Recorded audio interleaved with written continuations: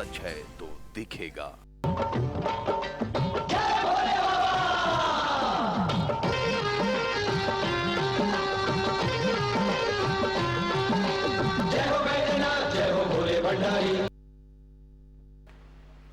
नमस्कार, मैं हूं आपके साथ आत्री विश्वास और आप सभी का स्वागत है हमारे इस बेहद ही खास पेशकश हर हर महादेव में।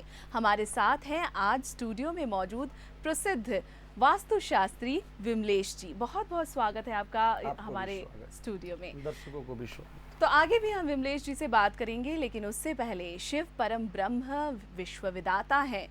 सारे संसार में एकमात्र शिव ही हैं जो जन्म मृत्यु और काल के बंधनों से मुक्त स्वयं महाकाल हैं।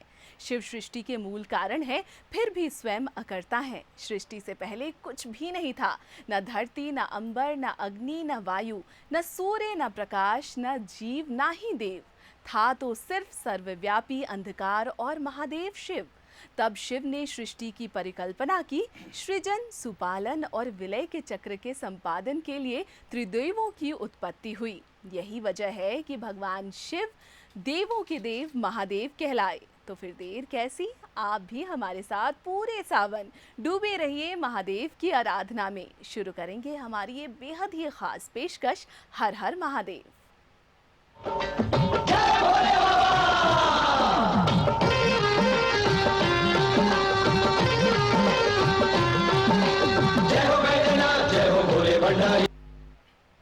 मन मेरा मंदिर, शिव ही मेरी पूजा, इससे बड़ा न कोई दूजा। जय जय भोले शंकर।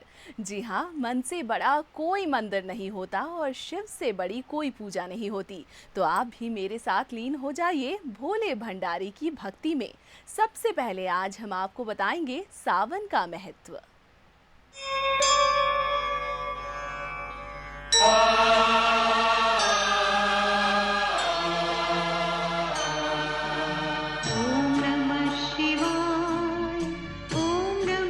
हिंदू धर्म की पौराणिक मान्यता के मुताबिक सावन महीने को देवों के देव महादेव भगवान शंकर का महीना माना जाता है। इस संबंध में पौराणिक कथा है कि जब सनत कुमारों ने महादेव से उन्हें सावन महीना प्रिय होने का कारण पूछा, तो महादेव भगवान शिव ने बताया कि जब देवी सती ने अपने पिता दक्ष के घर में योग शक्ति से शरीर त्याग किया था, उससे पहले देवी सती ने माँ को हर जन्म में पति के रूप में पाने का प्रण किया था। अपने दूसरे जन्म में देवी सती ने पार्वती के नाम से हिमाचल और रानी मैना के घर में पुत्री के रूप में जन्म लिया। पार्वती ने युवावस्था के सावन महीने में निराहार रहकर कठोर व्रत किया और उन्हें प्रसन्न कर विवाह किया, जिसके बाद ही महादेव के लिए ये विशेष हो गया।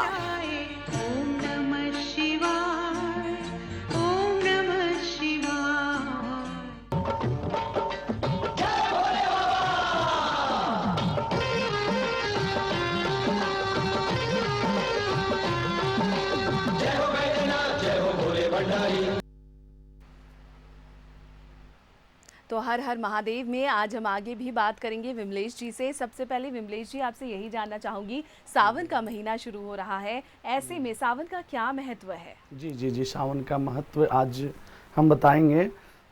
आज गुरु पूर्णिमा यानी कि व्यास पूर्णिमा है।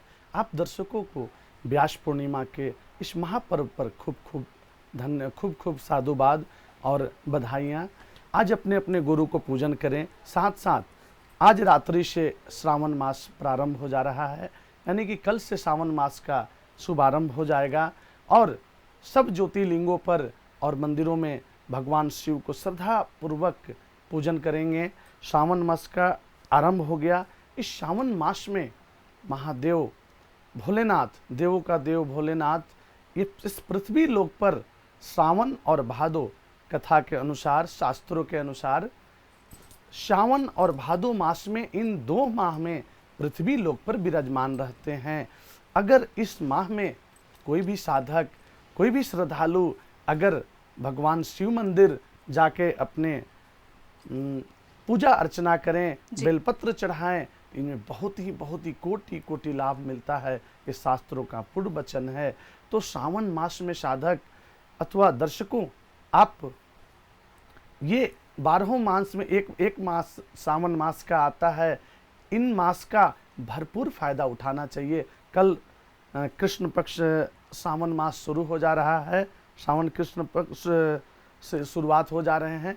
इन दिनों ज्योतिर्लिंगों में अथवा कोई भी शिवलिंग जहाँ पर प्राण प्रतिष्ठित मंदिर हो, जाकर पूजा अर्चना करें तो सारे मनोकामना पूर्ण होने का द्वार खुल जाते हैं। स्वयं भगवान शंकर का वरदान है।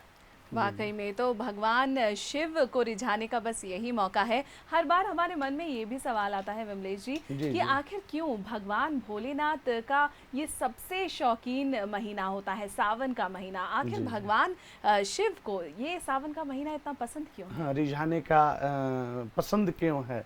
इसलिए कि जी कि भगवान शिव 11, 12, 10 महीना अपने भूलोक में होते हैं, और ये इस महीना सावन मास में ये पृथ्वी लोक पर विराजमान रहते हैं।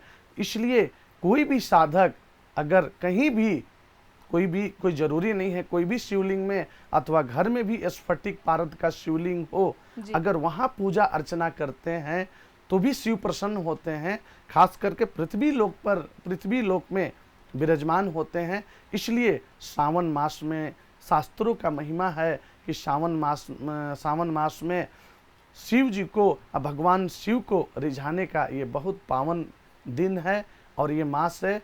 इसमें जरूर कोई चूक नहीं करना चाहिए। हर श्रद्धालु को, चाहे वो छोटा हो, बड़ा हो, ऋषि हो, मुनि हो, गुरु हो, कोई भी हो, इस सावन मास में भगवान शिव को रिझाने का बहुत बढ़िया पावन ये दिन होता है। इससे चूकना नहीं चाहिए। बिल्कुल। तो प्रसिद्ध वास्तुशास्त्री से हम लगातार आगे भी बात करेंगे, लेकिन उससे पहले भगवान भोलेनाथ सावन में अपने हर भक्त पर आशीष बरसाते हैं। कहते हैं कि शिव अपने द्वार पर पहुंचने वाले भक्तों की मनोकामनाओं को ज़रूर पूरा करते हैं। किसी भी भक्त को शिव खाली हाथ नहीं लौटने देते। इसीलिए भक्त कहते हैं शिव की महिमा अपरंपार है। इस भक्तिमय सफ़र में अब आपको हम दिखाएंगे कि किस तरह से होती है सावन में भगवान शिव की पूजा।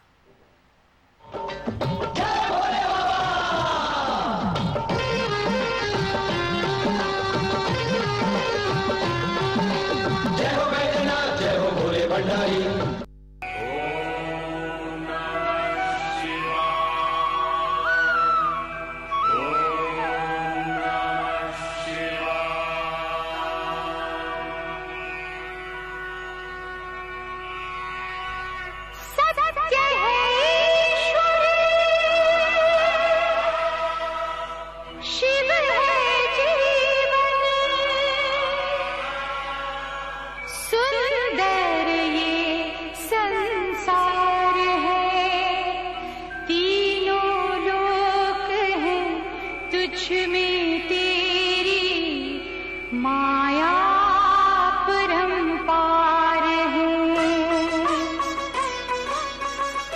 सावन के महीने में भगवान शंकर की विशेष रूप से पूजा की जाती है।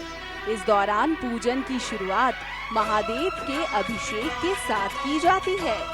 अभिषेक में महादेव को जल, दूध, दही, घी, शक्कर, शहद, गंगाजल, गन्ना रस से स्नान कराया जाता है।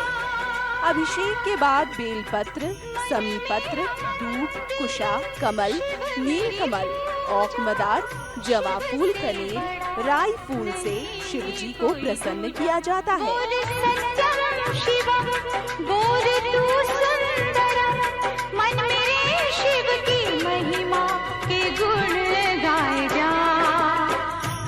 इसके साथ ही भोग के रूप में धतुरा, भांग और श्रीफल महादेव को चढ़ाया जाता है।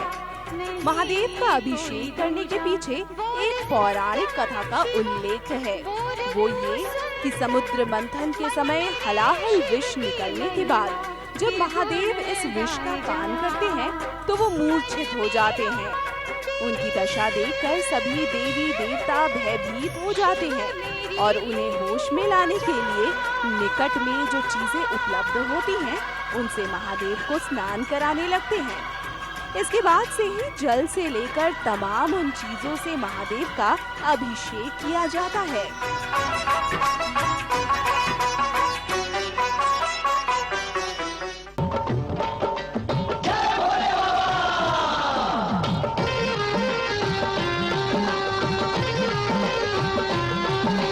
जय हो बैजनाथ, जय हो भोले भंडारी।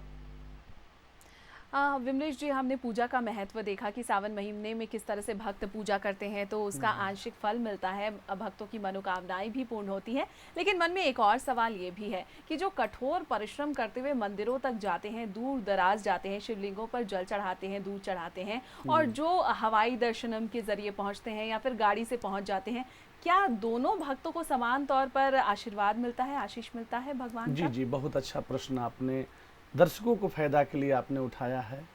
कई लोग 100-150 किलोमीटर, 108 किलोमीटर कंधे पर कांवर लेके गंगा जल उठाते हैं और 100 किलोमीटर पैदल चलकर शरीर में कष्ट सहकर जाते हैं। कई लोग हवाई यात्रा से गए और शिवलिंग का दर्शन करें और वापस आ गए। कई लोग गाड़ी से गए, जैसा जैसा माध्यम भगवान भोले ने दिया है उस तरह से दर्शन करते हैं। लेकिन शास्त्रों के अनुसार इस महापर्व में, सावन मास में, स्वयं भगवान शिव पृथ्वी लोक पर विराजमान होते हैं और मंदिरों में विराजमान होते हैं। जो कष्ट सह के एक एक कदम अगर कांवर लेके कंधे पर चलते हैं, शास्त्रों के अनुसार कोटि कोटि यज्ञ करने का फल उनको प्राप्त होता है। जो व्यक्ति इस सावन मास में गंगा जल उठाकर और कंधे पर कांवर लेके जय बोल बम का नारा लगाते हुए 100 किलोमीटर, जितना आपका शरीर चले, जितना आप कष्ट सह सकते हैं, भगवान भोले दिए हैं, तपस्या जरूर करना चाहिए। इस तपस्या से न जाने आप भगवान क्या परीक्षा लेते हैं, आप नहीं समझ पाएंगे। इस तपस्या से कांवर लेके जाने में आपका पैर का कितना बीमारी, शरीर का कितना बीमारी, ब्लड प्रेशर, शुगर, इन दिनों देखते हैं प्रैक्टिकल। आप देखिए, कोई साबुन शैम्पू नहीं लगाते हैं, 3 दिन 4 दिन यात्रा में चलते हैं, शरीर में कोई प्रॉब्लम नहीं होता है, कितना कष्ट रख के चलते हैं, दवा नहीं लेते हैं, फिर भी शिवलिंग तक पहुंच जाते हैं, बाबा के द्वार तक पहुंच जाते हैं। तो शरीर का साल भर में एक बार ये मौका मिलता है, 1 महीना में जरूर ये फायदा लेना चाहिए दर्शकों को। शास्त्र के वचन के अनुसार तो इतना लिखा गया है, जो एक एक कदम चलकर आता है बाबा के द्वार तक कंधे पर कांवर लेके, उनको कोटि कोटि यज्ञ करने का, श्वमेध यज्ञ करने का फल जरूर प्राप्त होता है। और भगवान भोले आशीर्वाद देते हैं उस साधक को।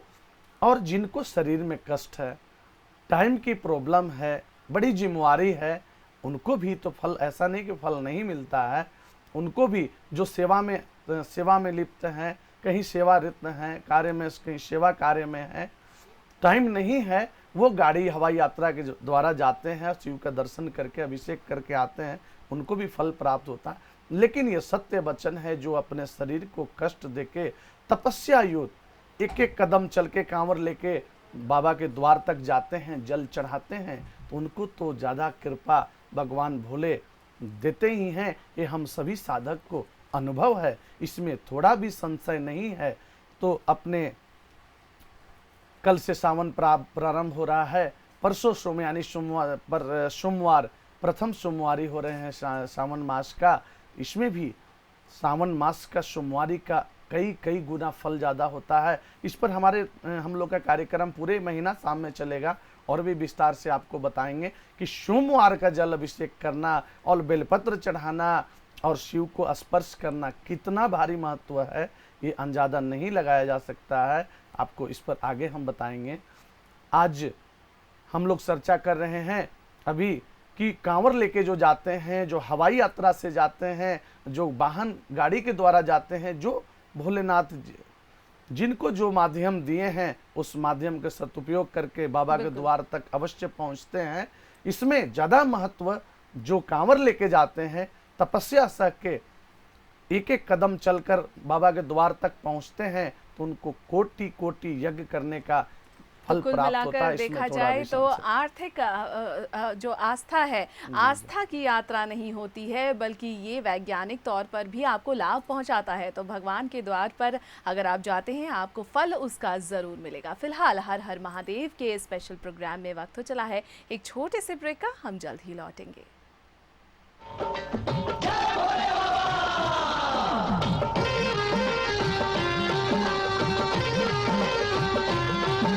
जय हो बैजनाथ, जय हो भोले भंडारी। जय भोले बाबा।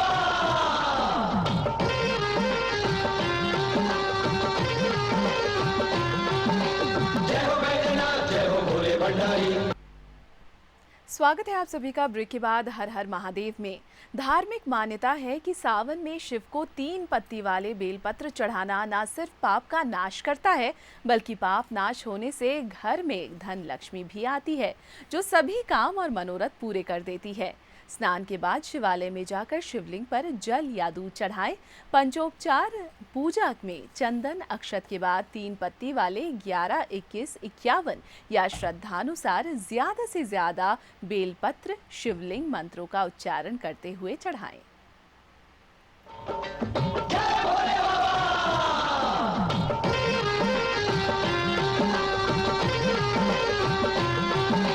जय हो बैजनाथ, जय हो भोले भंडारी।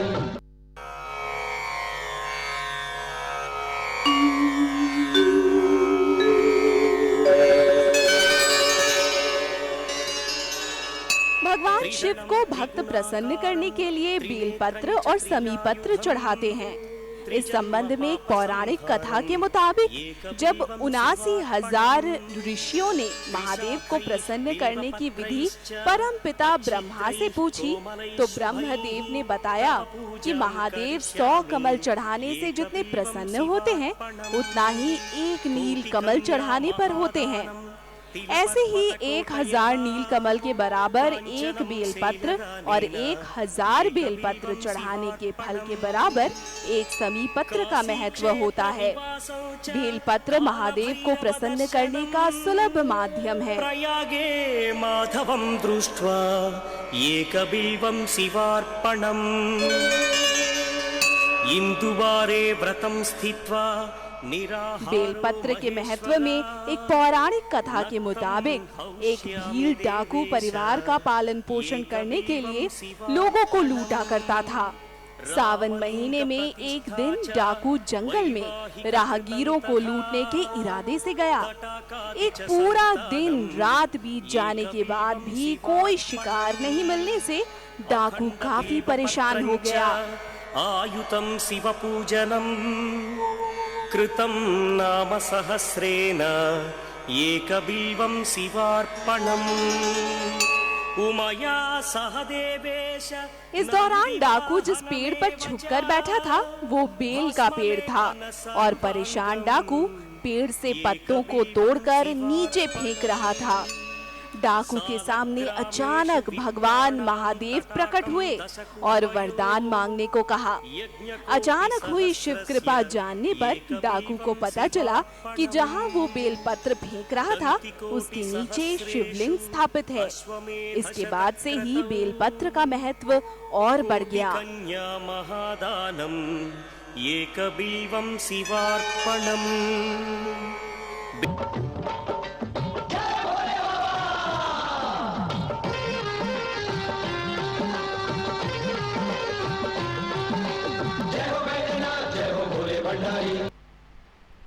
तो आपने देखा कि किस तरह का है बेलपत्र का महत्व। विमलेश जी, आपसे जानना चाहूंगी, क्या घर में भी शिवलिंग की पूजा हो सकती है? क्या जल चढ़ाया जा सकता है घर पर? जी बिल्कुल, बहुत अच्छा प्रश्न किए। घर में कितना मान्यता भ्रामिक प्रचार लोग फैलाए हुए हैं कि घर में शिवलिंग नहीं रखना चाहिए। ये बिल्कुल सत्य बात है, घर में शिवलिंग नहीं रखना चाहिए। घर में शिवलिंग अंगूठा से बड़ा नहीं रखना चाहिए। आपके घर के स्वामी हो, उनके अंगूठा से बड़ा कोई पत्थर का बड़ा शिवलिंग नहीं रखना चाहिए। लेकिन शास्त्र वचनों के अनुसार शास्त्र ने सहमत जताई है, स्फटिक का शिवलिंग और पारद शिवलिंग का रखना घर में अत्यंत लाभकारी माना जाता है। अगर पारद का शिवलिंग आप घर में पूजा पाठ करते हैं, स्थापित, प्राण प्रतिष्ठा नहीं, स्थापित नित्य दर्शन और पूजा के लिए करते हैं, तो पारद शिवलिंग को शास्त्रों के अनुसार करोड़ों ज्योतिर्लिंगों को जो पूजन करने से जो फल प्राप्त होता है, करोड़ों गौ हत्या करने से पाप लगा हो, कितनी पाप ताप में लिप्त हो, अगर अपने घर में पारद शिवलिंग रखकर पूजा अर्चना करते हैं और इनका दर्शन मात्र से ये सारे पाप ताप हटने लगते हैं। कितना भी यज्ञ कर लिया हो, उससे भी ज़्यादा फल प्राप्त पारद शिवलिंग अगर घर में रख के आप पूजा अर्चना करते हैं, दर्शन करते हैं, तो सारे लाभ मिलने लगते हैं। विमलेश जी, ये खास शिवलिंग कहाँ से मिलेंगे भक्तों को? जी, एक खास शिवलिंग, पारद का शिवलिंग कई जगह पूजा अर्चना जब पूजा पाठ के सामान मिलते हैं। ऐसे रांची के सैनिक मार्केट में वास्तु फेंग शुई ग्रह रत्न केंद्र हमारा प्रतिष्ठान है, वहाँ आप चार्ज अभिमंत्रित कराकर प्राप्त कर सकते हैं। पारा एक लिक्विड होता है उसमें 5% केमिकल मिलाकर जमाया जाता है, तो पारद शिवलिंग बनता है। पारद शिवलिंग का पाप ताप तो हटते ही हैं। घर में असाध्य बीमारी हो, असाधों से असाध्य बीमारी से छुटकारा नहीं मिल रहा हो, तो उस घर में पारद शिवलिंग का पूजा किया जाए, यानी पूजा कि कुल अर्चना किया मिलाकर जाए। देखें विमलेश जी, तो जी, जी। शिवलिंग को स्थापित घर में भी किया जाता जी, है। स्फटिक और पारद का, स्फटिक का शिवलिंग अगर घर में स्थापित करते हैं तो दाम्पत्य जीवन में घोर दिक्कत हो, आर्थिक तंगी हो। इनका कथा है, भगवान स्वयं राम ने रामेश्वर में स्फटिक शिवलिंग का पूजा अर्चना की थी और स्थापना की थी। स्वयं भगवान राम ने प्रसन्न शिव को करने के लिए स्फटिक का शिवलिंग के रामेश्वर में स्थापना किए थे। तो आप अपने घर में भी स्फटिक शिवलिंग का पूजा अर्चना कर सकते हैं। इसे आर्थिक, मानसिक और भौतिक तीनों लाभ होता है। तो और इसमें एक अंडे आकार के होते हैं स्फटिक का शिवलिंग।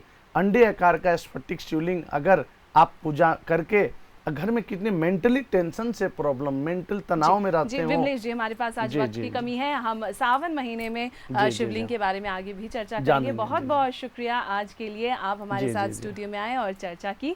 तो हमारे इस खास पेशकश में आज के लिए इतना ही, लेकिन सावन के पूरे महीने हम लगातार बने रहेंगे आपके साथ। तब तक के लिए हमें दीजिए इजाजत और आप सभी दर्शकों को छोड़ जाते हैं महादेव के एक भक्ति भरे गाने के साथ। नमस्कार। Om Namah Shivaya, Om Namah Shivaya, Om Namah Shivaya. Om Namah Shivaya. Om Namah Shivaya, Om Namah Shivaya, Om Namah Shivaya. Om Namah Shivaya.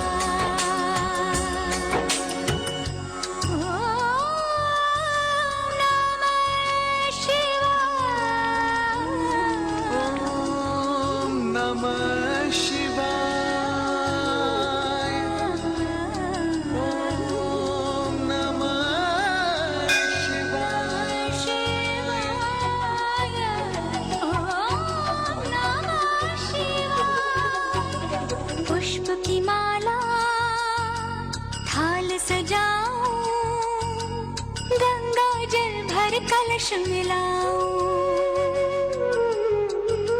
नव ज्योति के दीप जलाऊं, चरणों में नित शीश झुकाऊं।